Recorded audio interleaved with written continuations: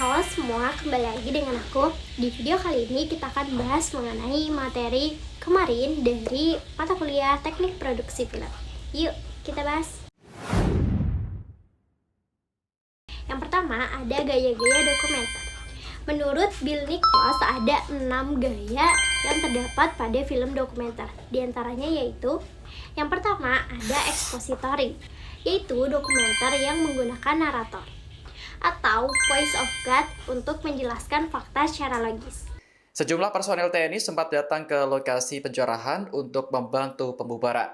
Yang kedua, ada direct cinema yang merekam peristiwa apa adanya tanpa campur tangan sutradara.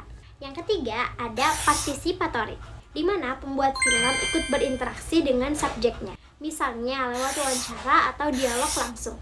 Yang keempat, ada puitis, yang menonjolkan keindahan visual dan suasana hati.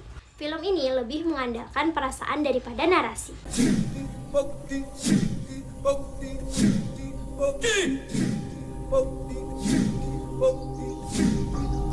Dan yang terakhir ada reflektif, yang memperlihatkan proses pembuatan film itu sendiri, agar penonton paham bahwa dokumenter adalah sebuah realitas. Bukannya ganja awalnya enggak? Enggak. Kan katanya ganja itu gateway. Iya, tembakau itu gateway. Iya. Gila. Kalau kita Selanjutnya kita akan bahas mengenai tema-tema yang ada di dokumenter. Yuk, kita bahas. Yang pertama, ada tema sosial. Misalnya tentang kemiskinan, ketimpangan sosial, perubahan sosial, seperti pada film Jalanan. Ini bukan rumah, persinggahan. Yang kedua, ada tema politik, yang menggambarkan perjuangan dan pandangan terhadap kekuasaan.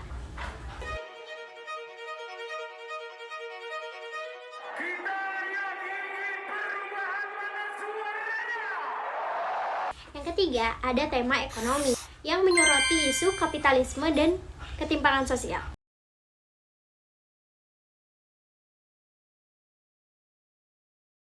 Selanjutnya ada tema pendidikan dan sejarah, yang memberikan informasi ilmiah dan merekam peristiwa masa lalu. Kemudian ada juga tema biografi, yang menceritakan kisah hidup seseorang. Saya mencintai Adi. Saya tidak pernah merasakan tiga lidahnya.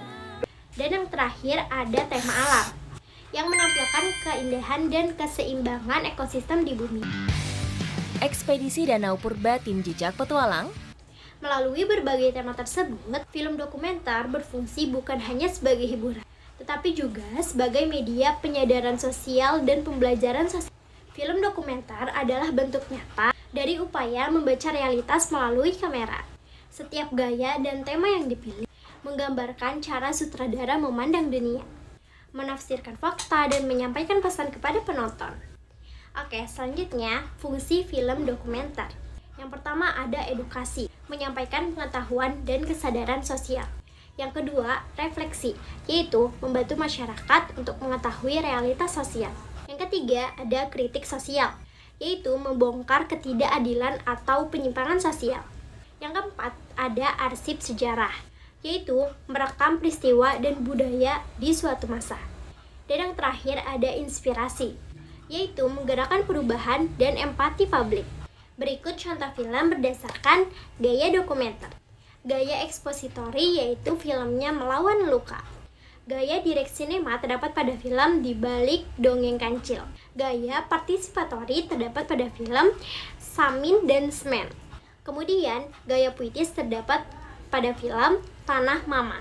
Dapat disimpulkan bahwa film dokumenter adalah cermin realitas yang membantu masyarakat untuk berpikir kritis, berempati, dan memahami kehidupan sosial. Melalui berbagai gaya dan tema, dokumenter berperan sebagai media edukasi, refleksi, dan perubahan sosial. Oke, cukup sekian pembahasan aku mengenai materi perfilman pada hari ini. Next, kita akan membahas materi selanjutnya. Bye-bye!